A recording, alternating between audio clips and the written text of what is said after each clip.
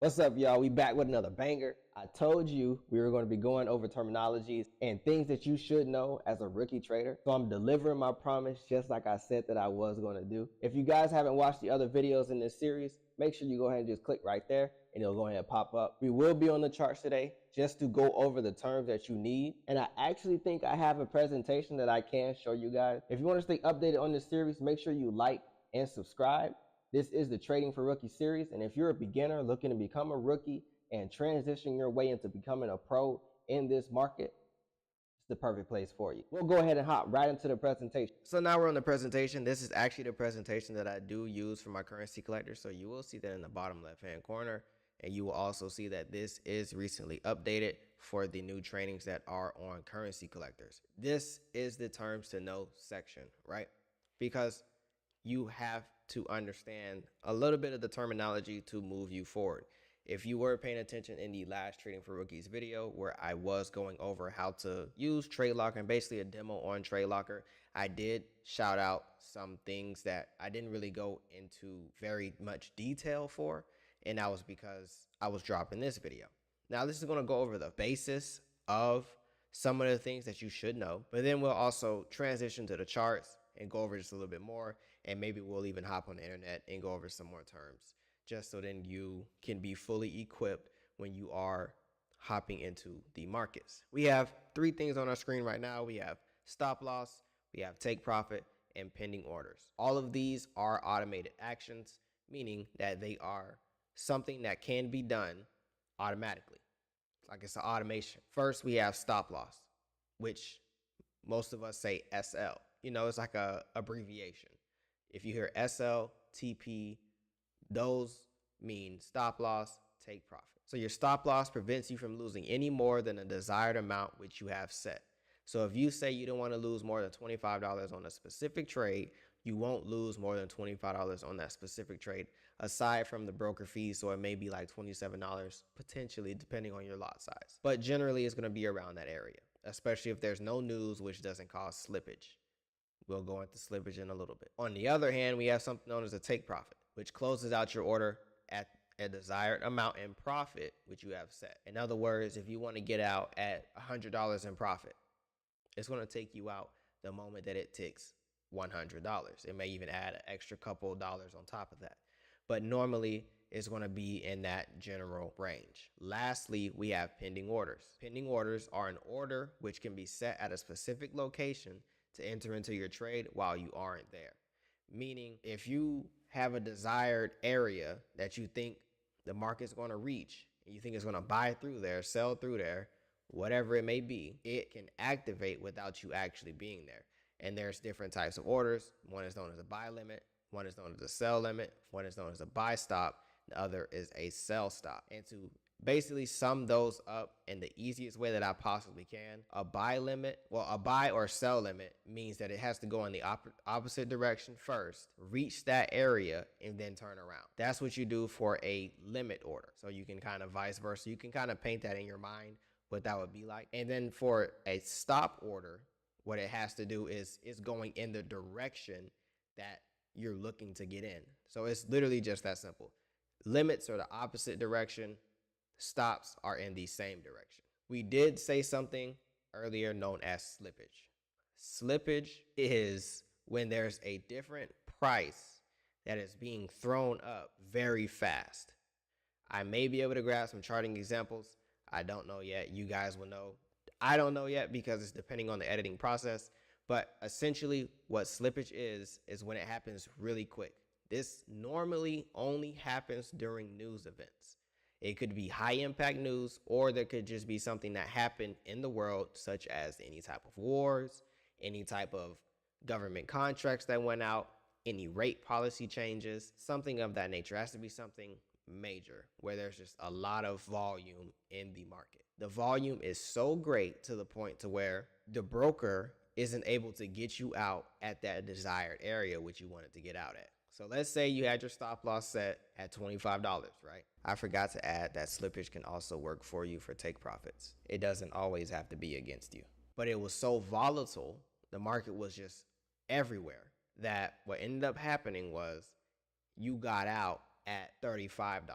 The reason that happens isn't because the broker's scamming you. What's happening is there was nothing that they could do to get you out at that $25 range. The only way that you could get out was at the $35 range. Because you have to understand, for every time you take a buy order, there's somebody taking a sell order on the opposite end. So it's a hand-in-hand type of thing. When you buy something, somebody sold at that exact price, which is why it's known as trading. You're literally trading. The same way how you would trade goods if we go back into the old days, or even now we still trade goods.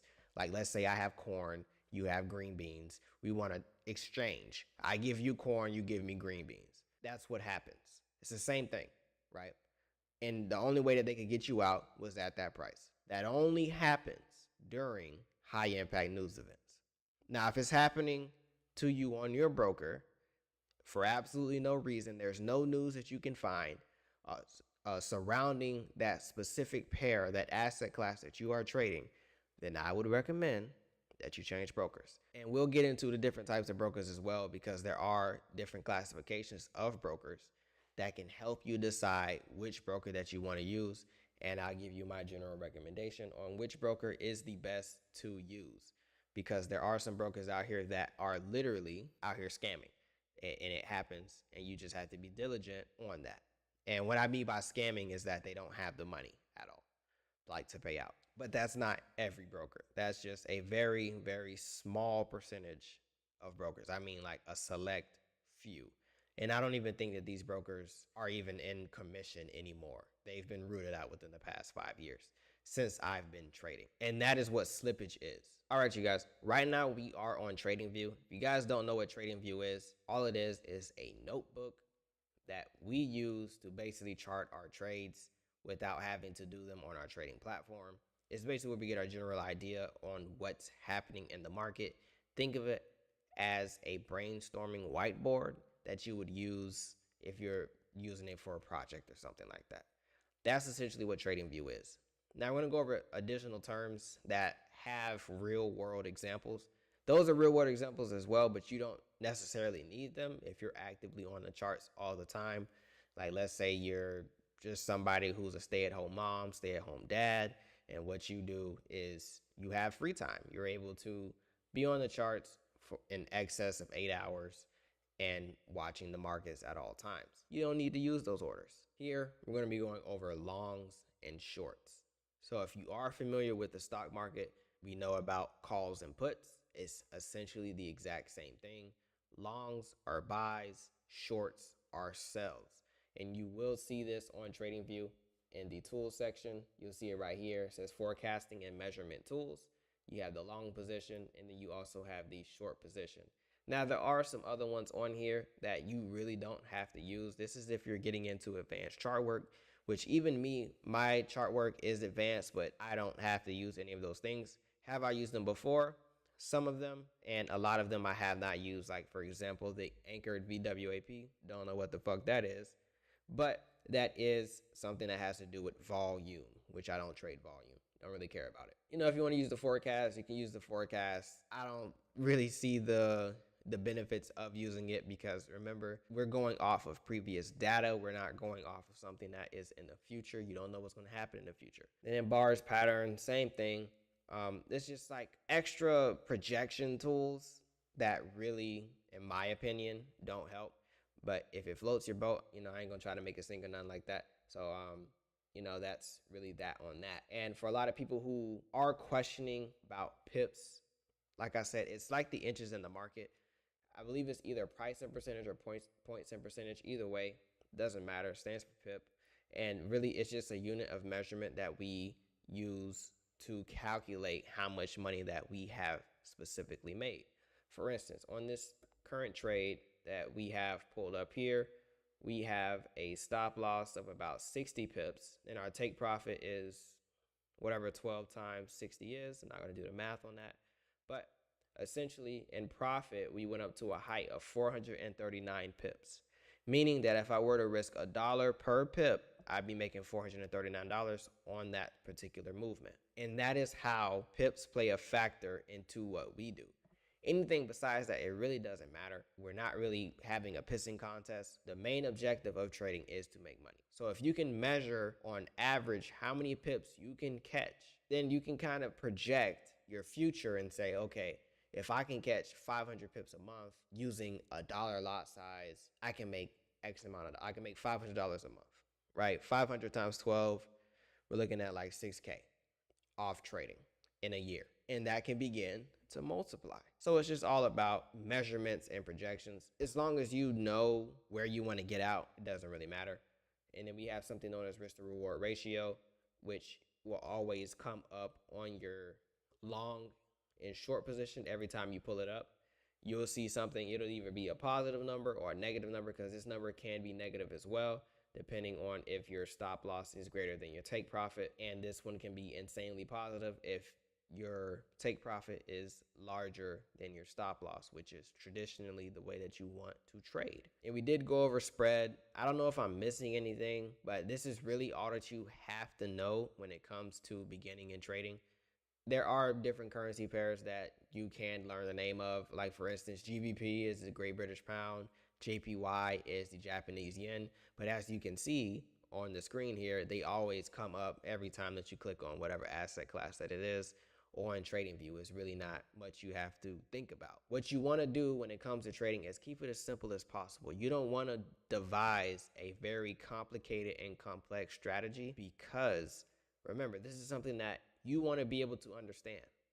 You want to be able to master it. If you can't master your strategy, then you're not going to be able to move forward in the next stages. There are more stages to trading. It's not just strategy.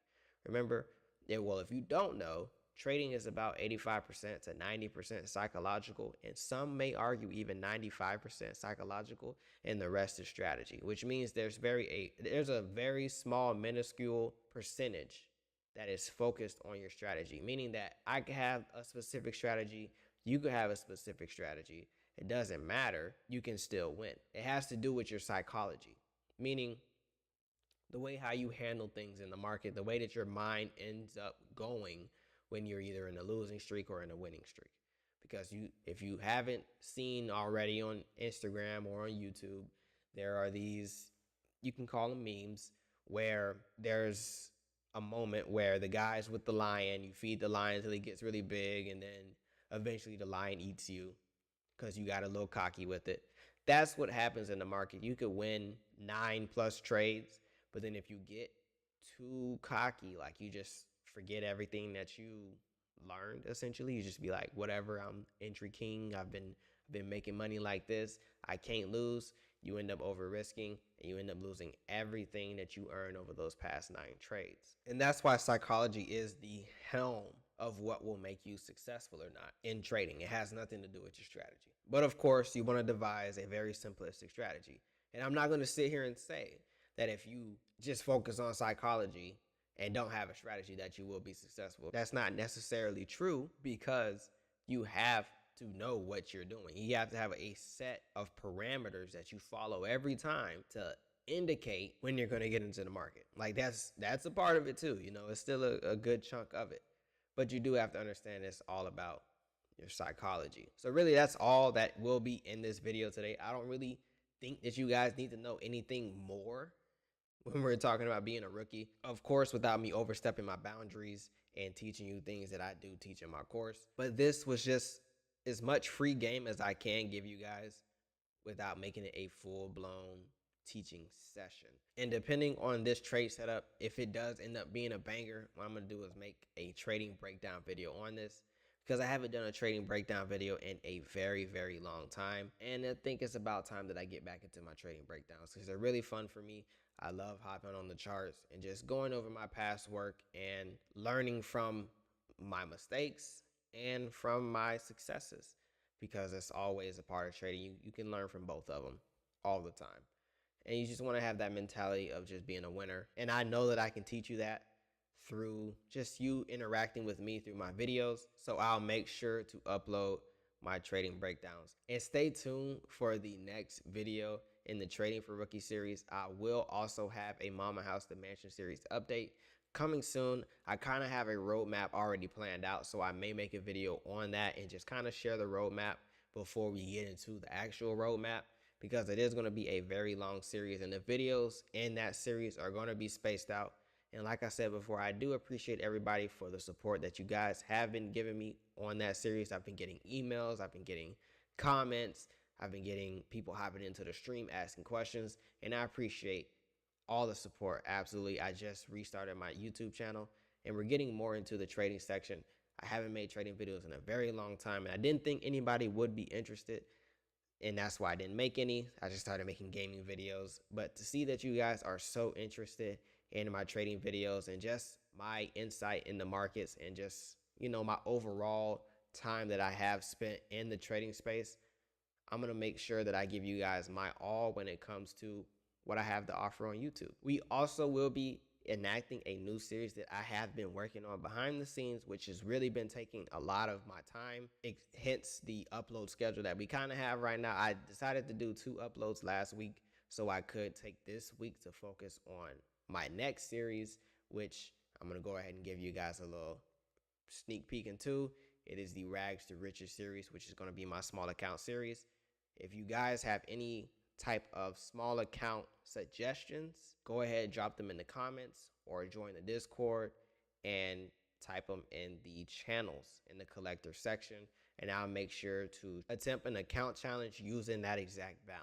If you guys want to see behind the scenes on what's actively going on in my life, I do upload on Instagram. If you don't already follow me on Instagram, it's the same name as my YouTube channel. I am the same guy on all platforms, just God Made Dan. And I do post behind the scenes footage on my Instagram, as well as in Discord. I do update continually whatever challenge that I am currently doing at the time. The results will be posted every day in the account challenges section. So you can always have that there to see if I'm going to be uploading a video pretty soon. But I'm going to be showing the realities of trading. So there's going to be more reality checks and everything like that. But I am showing the realities of trading and being as transparent as possible for each one of these videos. It doesn't matter how many times I fail at it, I will succeed eventually. And when we do succeed, I'll also show all the failures that did happen in the video, because I want you guys to know that this is not a get rich quick scheme. And that's really why I decided to be on YouTube or be in the social media space for trading, because right now we're rolling off of a really bad, I want to say couple of years. And a bad couple of years was just because of the propaganda that was pushed using certain multi-level marketing programs, which I will not name. They were the main people promoting foreign exchange and trading, and everybody got the wrong idea of what trading actually is. It has nothing to do with marketing. It has nothing to do with levels or ranks or anything like that. So, just showing the real side of trading is what I'm here to do. And I can even give you guys more insight on my journey, because unfortunately, I am a product of that. I didn't know about Forex, but that's how I was introduced to it. And I was in that lifestyle, which will kind of explain the first video that we did drop on our channel coming back in 2 years, which was the Mama House the Manager series, explaining how my finances were basically effed up. It all came from that mentality that I was learning from there, and I can show you guys a lot. So let me know if you guys want to see that video, because I've been kind of working on it a little bit behind the scenes, but it's not really my main focus. It's just a video idea that could potentially hit the airwaves, but I don't know. If you guys want to know about my journey, like the in-depth journey and explaining everything that did happen and essentially how I ended up here today to where now I'm in front of you guys giving trainings on Terms to Know and offering a Trading for Rookie series, I'm down to drop that video and give that to you guys. But without making this video too long, I'm going to go ahead and end it here. Like I said, I do appreciate all the support that I have been getting over the past few weeks. It's only been 2 weeks since I dropped the video, and we've gained over 100 subscribers, and that is dope. That is more than I've gained in any year prior doing anything, whether it was trading videos, gaming videos, live streams, doesn't matter. I've never gained so many subscribers in a very short amount of time, so I do appreciate all the support that I am getting, and I want to give a shout out to all the returning viewers. You guys are dope. Make sure you join the Discord so you can become a collector. You don't have to become a currency collector, but you can be a collector, which is what I will label my subscribers. You guys are collectors. You guys are looking to collect currency in the market, or just collecting anything. If you collect shoes like I do, or you collect gaming PCs, or you collect games, or whatever it is, as long as you're collecting something, that's what we do here, right? So that's where the name Currency Collectors comes in. And you may see it on my jackets. Like if you go on my Instagram page, you will see a jacket that I'm wearing. It does say Currency Collectors on it. The back of this jacket says Currency Collectors. That's really where the inspiration did come from, because we are currency collectors. Us being day traders, we collect currency, we trade currency, but ultimately we take it off the table every time that we do see enough profit. Like I said, I will catch you guys in the next video. I do appreciate all the support, and your boy God Made Dan is out.